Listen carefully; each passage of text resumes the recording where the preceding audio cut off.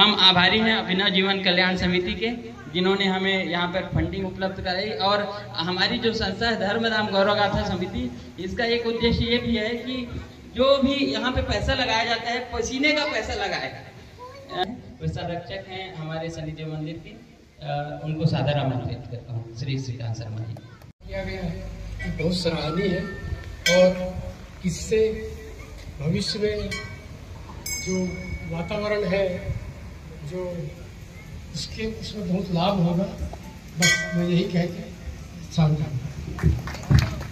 गौरव जी ने बताया कि हम ज़्यादा पैसा नहीं देते, हालांकि मेरा ज़्यादा देने की इच्छा है, तो जैसा सहयोग चाहेंगे इसका भी मैं सहयोग करूँगा।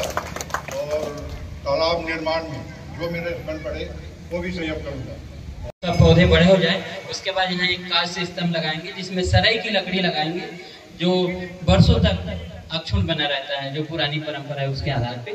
इकट्ठा होता था पानी, थोड़ा जब गंदगी बैठ जाता था तब मुख्य तालाब में जाता था। जो पैठू रहता था वो कम गहरा रहता था, उसमें घास फूस सूख रहते थे जो जल को साफ करते थे, और ऐसे पूरा एक तंत्र बना रहता था। तो इस पे हम अब विचार गोष्ठी के आरंभ करते हैं। अवसर पर इस शनि मंदिर के प्रांगण में वृक्षारोपण और प्राचीन काल में कैसे स्वच्छ रहते थे तालाब, इस विषय पर आयोजित संगोष्ठी के मुख्य अतिथि आदरणीय प्रोफेसर एस के पांडे सर, मंच पर आसीन श्री व्यास नारायण शर्मा जी, साथ मंच पर आसीन होना जो है वो दृष्टता है। दूसरा है कि हमला कभी भी मुझे अपने परिवार से अलग नहीं लगा।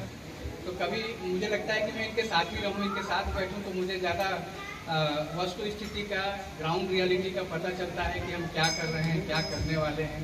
इस चीज़ को हम वहाँ समझ सकते हैं, यहाँ बैठ के समझना थोड़ा कठिन होता है। तो पानी पीने में डर लगता है, पानी पता नहीं कहाँ का है, देखिए कितना परिवर्तन आ गया। तो ऐसे माहौल में सुरक्षित रहे, पीने के पानी हमको मिले। और संदर्भ जो है वो प्राचीन है। मैं एक पुरातत्ववेत्ता हूँ, तो प्राचीन जो है वो मेरे लिए बहुत ही अपनत्व भरा हुआ शब्द होता है। जिस काल में मैं जीने की कोशिश करता हूँ, उस काल में जाकर के उस समय की चीज़ों को खोजने की कोशिश करता हूँ। तो कल ही मुझे पता चला ये संगोष्ठी का विषय, और बहुत कम समय था, तो मैंने सोचा कि जो प्राचीन स्रोत हैं हमारे, चाहे वो साहित्यिक हों चाहे पुरातात्विक हों, जिनसे हमको समझ में आए कि प्राचीन काल में आखिर वो कौन सी हमारी परंपरागत ज्ञान पद्धति थी, या हमारा दृष्टिकोण कैसा था, जिसके आधार पे हम इन जल स्रोतों को सहेजते थे और अपने पर्यावरण का जो संतुलन है वो बनाए रखने में कामयाब होते थे, जिन चीज़ों को हम भूल गए हैं।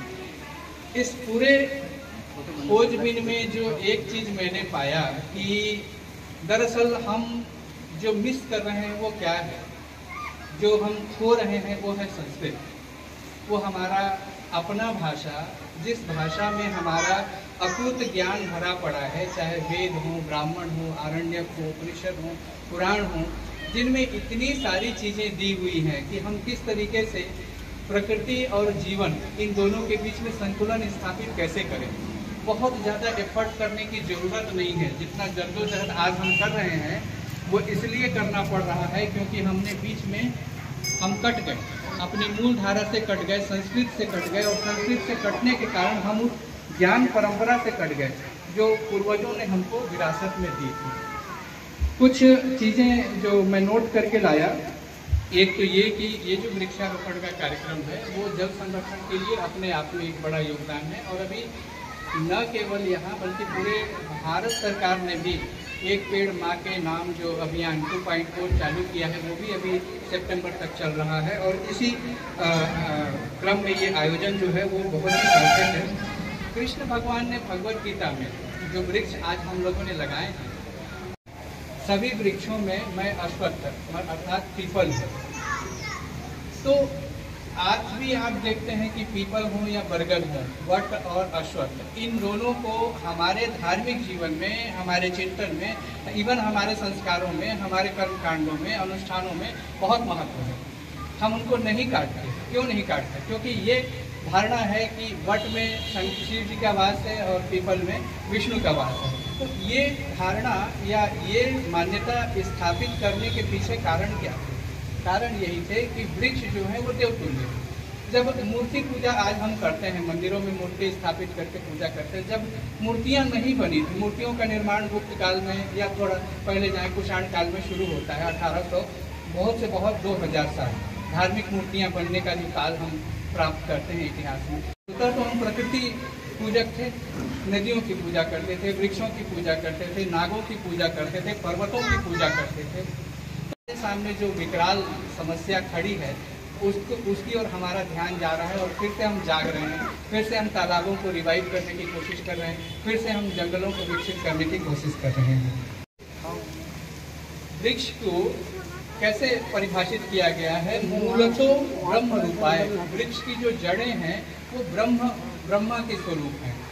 मध्य तो विष्णु रूपिणे, और मध्य भाग जो है उसका तना वो विष्णु का स्वरूप है, और अग्रतो सबसे जो शीर्षस्थ भाग है वो शिव का प्रतीक है। मतलब एक वृक्ष जो है वो त्रिदेवों को प्रकट करता है। एक ही वृक्ष में तीनों देवता स्थापित हैं।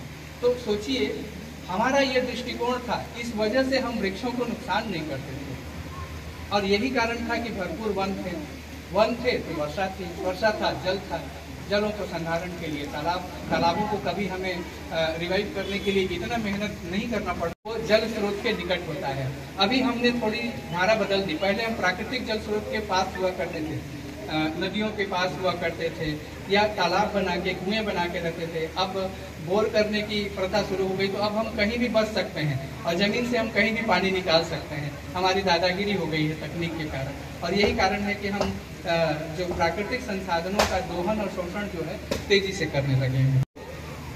जल स्रोतों से जुड़े हैं, पानी से जुड़ा है, वृक्ष से जुड़ा है, बिना इनका कोई काम नहीं होता। तो अंततः चूंकि हम जल और वृक्ष इन दोनों से इतने जुड़े हैं कि ये कब हमारे परंपरागत ज्ञान पद्धति के केंद्र बने हमें पता भी नहीं चला, और वैसे ही हम संस्कृत को जैसे खोए, ये कब हमसे कट गया, ये हमारा जो ट्रेडिशनल नॉलेज सिस्टम कब हमसे छूट गया, ये भी हमको पता नहीं चल पाया।